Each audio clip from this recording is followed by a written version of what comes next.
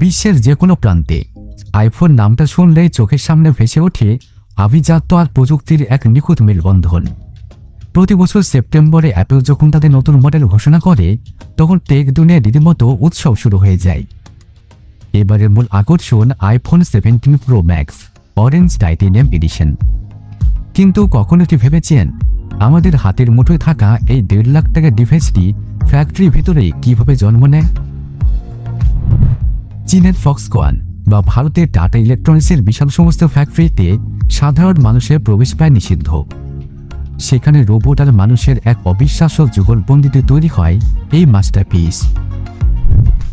এক প্রান্তে থাকে এবড়ো খেবড়ো টাইটেনিয়ামের ব্লক, আর অন্য প্রান্ত দিয়ে বেরিয়ে আসে চকচকে কমলা রঙের আইফোন। চলুন আজ ঢুকে পড়া যাক সেই কঠোর নিরাপত্তা চাদরে মোড়া ফ্যাক্টরির অন্তর্মহলে। কাঁচামাল সংগ্রহ। আইফোন 17 প্রো ম্যাক্সের যাত্রা শুরু হয় মাটির নিচ থেকে। তবে এর কাঁচামাল সাধারণ কিছু নয়। অ্যাপল এবার ব্যবহার করছে গ্রেড 5 টাইটেনিয়াম, যা সাধারণত মঙ্গল গ্রহের রোভার বা যুদ্ধ বিমান তৈরিতে ব্যবহার করা হয়। এই ধাতুটি স্টিলের চাইতে শক্ত, অথচ ওজনে অ্যালুমিনিয়ামের থেকে হালকা। বিশ্বের বিভিন্ন খনি থেকে উচ্চমানের টাইটেনিয়ামের আকরিক সংগ্রহ করা হয়। সবপ্রথমে এটা মেটাল রিফাইনারিতে পাঠানো হয়। সেখানে প্রচণ্ড তাপে গলিয়ে এগুলোকে বড় বড় টাইটেনিয়াম রড বা ব্লকে পরিণত করা হয়। ফ্যাক্টরি গেটে যখন এর ট্রাকগুলো এসে দাঁড়ায়, তখন বোঝার উপায় নেই যে এগুলো কিছুদিন পর বিশ্বের সবচেয়ে দামি ফোনে পরিণত হবে।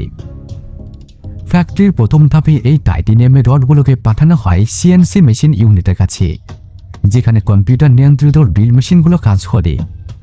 টাইটেনিয়াম অত্যন্ত শক্ত ধাতু, তাই একে কাটা বা শেপ দেওয়া খুবই কঠিন। মেশিনগুলো টাইটেনিয়ামের নিরেট ব্লকগুলো কেটে ফোনের ফ্রেম বা চ্যাসিস তৈরি করে। এই প্রক্রিয়াটি এতটাই নিখুঁত হয় যে একটা চুলও এদিক ওদিক হবার সুযোগ নেই। কাটার সময় প্রচণ্ড তাপ উৎপন্ন হয়, তাই অনুকূলত কুল্যান্ট লিকুইড স্প্রে করা হয়। সিএনসি থেকে বেরিয়ে আসার পর ফ্রেমটি খসখসে থাকে। এরপর রোবোটিক আর্ম বা যান্ত্রিক হাতগুলো ফ্রেমটিকে তুলে নেয় এবং পলিশিং ইউনিটে পাঠায়। সেখানে ন্যানো টেকনোলজির স্যান্ড ব্লাস্টিং ব্যবহার করে ফ্রেমটিকে আয়নার মতন মসৃণ করা হয়। আইফোন 17-এর বিশেষত্ব হল এর নতুন অরেঞ্জ টাইটেনিয়াম কালার। কিন্তু টাইটেনিয়ামের সাধারণ স্প্রে পেইন্ট ব্যবহার